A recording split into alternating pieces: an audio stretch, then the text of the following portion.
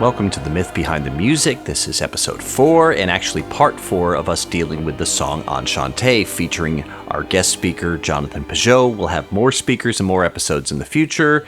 Stay tuned to the end of the video to find out more. Alas, the muses through their glasses drift away as only madness drowning in the din of our animal skins. Enchante, enchante, enchante, enchante. Every myth to crack its lips has nothing more to say. It's okay, it's okay, it's okay. If we can't raise the dead, we're gonna raise, we're gonna raise, we're gonna raise hell instead. This is the same over and over again. Enchante, enchante, enchante, enchante. So people who know English, people who know French understand the French word that's a greeting, right? But the greeting has more to the etymology than that, doesn't it? It's great because it has to do with the idea of something being enchanted is a word we use today, which is full of this kind of vibrant life or this kind of vibrant personal experience.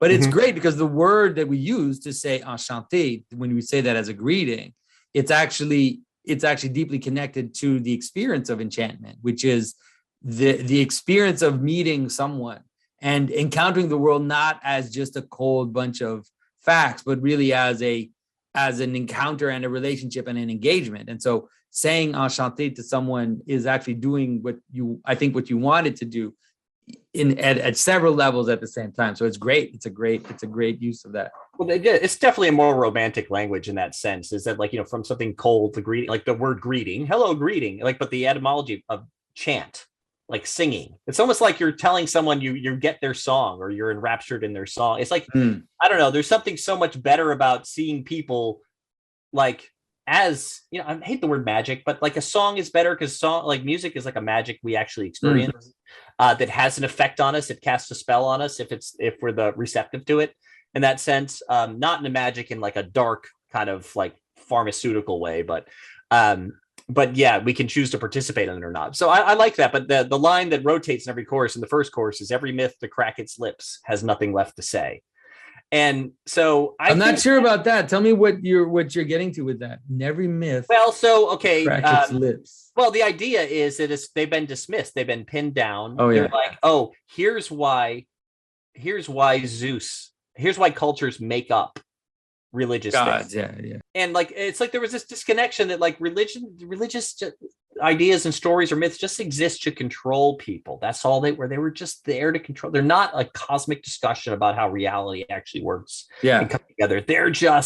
It's just someone trying to oppress you and get you to do their thing. Meanwhile, people are totally unaware of how many things they're sold every day because they think they're supposed to be satiated at every moment. They're supposed to satiate the Minotaur.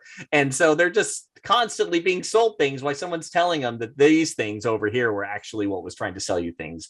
And I believe those are the things that actually buffer you from having to acquire to be happy. Yeah, no, it makes a lot of sense. So it's okay. If we can't raise the dead, we're going to raise hell instead. Right. And so this isn't something I recommend for people, but I think this is what happened. I think this is what's happened to our civilization is that, okay, there's nothing alive. Like there's a reason alcohol is called spirits, right? So there's a void. And people don't know how to transcend, right? And so there's a higher ecstatic experience of transcending and there's a lower experience. So when you get rid of the potential for the higher one, what do you have left? Definitely. And you're right, because hell is an enchanted world in a dark sense, because you get locked in these darker stories of yours, like whether it's victimhood or whether it's, kind of just seeing the negative around you and making an amalgamation of that, no one cares about me. No, there's no hope. But those are all narratives. Those are all stories that we fall into and that we turn around in these circles of dark storytelling. And so you're totally right. And so there is no, like the nihilism that we describe in terms of, let's say, materialism or scientism doesn't lead to just scientism. Because if it was just scientism, then what do you just eat and go to the bathroom and sleep and, like do the things that you do, and then you know that that's just how it works. But rather it brings people into a more magical world, but a dark magical world, the one of dark storytelling and dark and kind of these dark processions, these dark religious processions that people engage with. Because addictions, for example, are all stories. They're stories we engage in, and they're movements from despair to the desires for satisfaction, and this kind of you turn around in a narrative circle.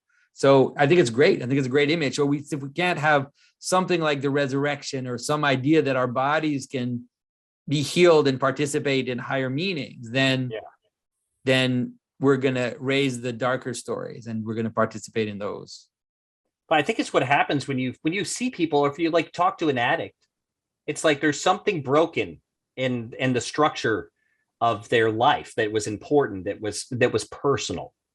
It was a person generally, or the absence of people, the absence of love, and all the things that lead to this. So my suspicion when I was writing this story is that like the need for prohibition had something to do with this. Like the idea that would even occur to people, because again, like, of course you're buffered by the fact that prior to modern times, it was harder to survive. And so, if you had to get up every day and push a plow, it was going to be hard to be an alcoholic for long. But in the modern world where, we're buffered by this technology, we have a cane, if you will, to help us walk through and stumble through it, and the mass production, the cheapness of the alcohol, but plus like the disappearance of this sort of spirited world, or this narrative structure.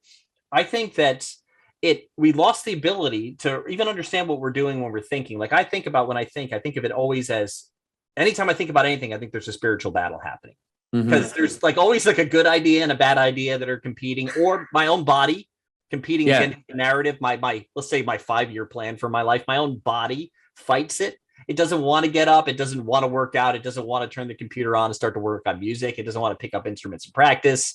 And, it wants to indulge itself. So if I don't have the right story I'm telling myself, right, I'm going to drown in the din of my animal skins. I'm going to drown because I can't hear anything but its protests about what it wants. And so the modern world has really helped us get away with a lot more. But I think that's also why, like, as the world was becoming like less enchanted in a narrative sense, that people started to turn to these type of vices, a lot more and more. And also technology, of course, alcohol has been around for a long time, but, Coke and opioids have not been around for a long time. And so there's a sense in which the technical increase also has brought about these new dark stories that we can engage with that we didn't have before. I miss the days when stars were saintly. They sang to me in ways innately before we enslaved the symphony to playing anthems for selling things. I used to wander farther into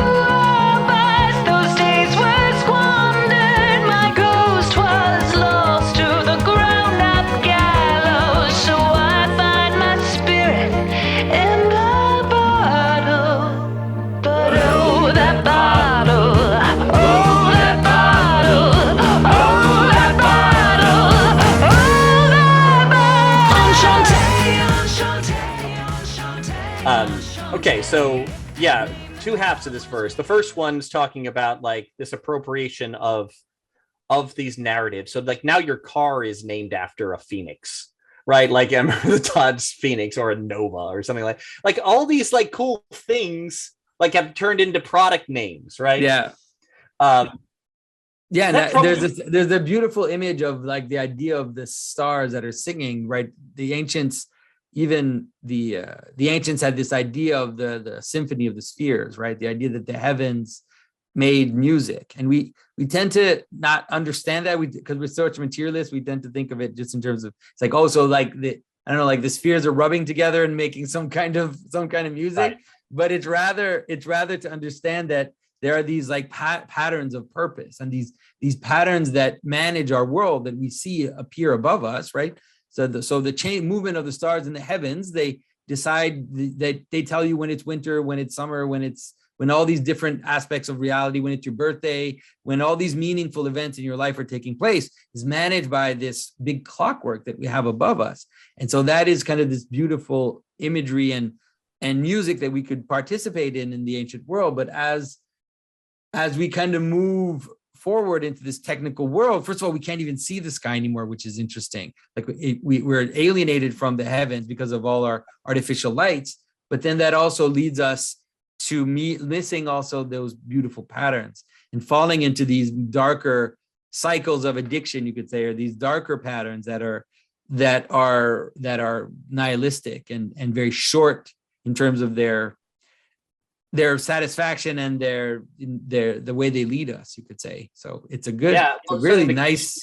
The connection to music too is the idea that, like, in reality, we see things very quickly, which are actually patterns that we unpack very fast. We see things, and then the patterns are implicit. So we have to over time observe and to actually figure out what anything is. It's like, what type of restaurant is this? It's not just one thing in the room that might tell you about the style of the restaurant. You're like, oh, this is supposed to be like Tuscany, and this is Italian food, and that person over there is a waiter. Like, these are things we don't see immediately. We have to unpack the patterns. They're implicit until we do. So music flips it. And this is why the heavens above would be a good analogy for music, because it presents a pattern first. Yeah. And so music is patterned first, and it implies the things. Even the key the song is in is an implication that all of these little details imply. So it works the opposite. So finally, in this bridge, we get to this: I used to wander farther into awe, but those days were squandered. Okay, so really, Jonathan, your opinion, like, what's the best way, like, to wrap this up? What can people do as a storyteller, as someone who participates in narrative, as someone who sees a spirited world, someone who, like, sees the value of myth and is enriched by these things without being an idiot or blind to what science is or other things in the world? What do you get? How do other people who may sense their disconnection, like, might realize they're under this kind of trapped under this pair of glasses that maybe isn't serving them? How do they start to get out of that? Like, I think the first one is to realize that narrative is inevitable, and that often, even in the moments where we're the most materialist and nihilistic, we're nonetheless engaged in patterns of stories, whether it's our own personal stories, whether it's our own addictions, whether it's all these darker patterns that we engage in.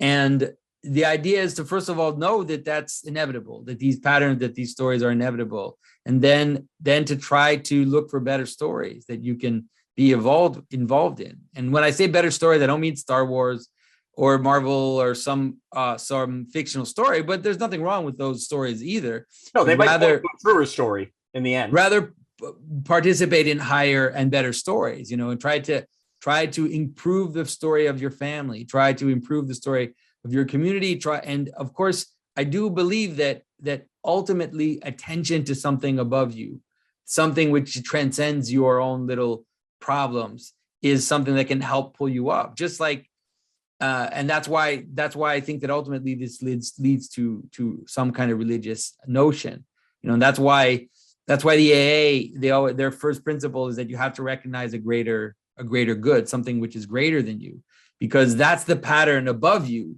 that's going to pull you up towards something which is beyond the level of darkness in which you're waiting, you could say.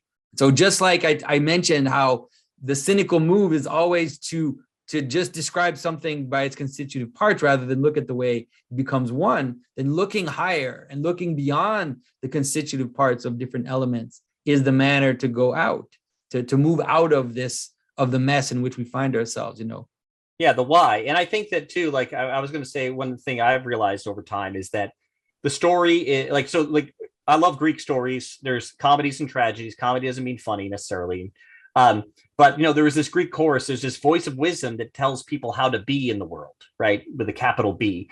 And it's a comedy if you follow that wisdom and it comes true, and then things end well. And then there's also the tragedy of, like, you ignored all of the wisdom. You were unable to read the proper way to be, how to pursue beauty properly, and it ends in death. And the world is that. This is why the Bible, I think, is confusing to people, because you can see the good in a bad story where the character goes bad, and you can see the good in a story where the character goes good, because they unavoidably are pointing to what's worthy and lovely. in the end. If someone lives a terrible life, you can learn from them. Like it serves the good in the end. Not that you're happy for them going through that, but there is a way to see the world where you can't put the scientific test to this, but if you're carefully paying attention to the narrative of what's really showing what is love and what isn't love, you can start to see these things for yourself too. Yeah. All right, Jonathan, thank you so much. Guys, check out God's Dog. Please follow his channel. It's loaded with discussions like this. I only get to have him on like once a year, but you can have him once a week if you follow Jonathan's channel, and definitely check out his book. And keep tuning in to Queen of the Night. Jonathan. Yeah, Neil, thanks for bringing me in. I've really been enjoying watching the episodes come out. And I can't wait every time. I can't wait for people to see the next one, because I'm like, oh yeah, this happens in the next one. And I can't wait for people to discover, the direction which is all of this is going. So people, make sure you also check out Queen of the Night. Definitely worth it. Thank you.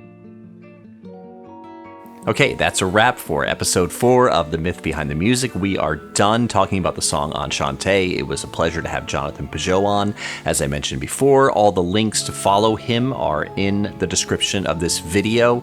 We've got more videos coming out soon, dealing with more of the songs of Dirt Poor Robins, and especially the Queen of the Night. We'll have other guest speakers that I'm really looking forward to sharing with you. So stay tuned, make sure you're subscribed, and like and commenting on the video always helps. We have merchandise for sale. We have all the normal social networking platforms you can find us on. So I actually would suggest the best place to go is to visit dirtpoorrobins.com and find links to all of these things and all things related to Dirt Poor Robins. And we've got more episodes of Queen of the Night coming out. Episode 4 will be out soon, and we're excited to share that with you. Things really start to go off the rails coming up, so I can't wait to... I don't want to spoil it, but I can't wait for you to see it. That's it for now, and I'm looking forward to seeing you comment in the next video.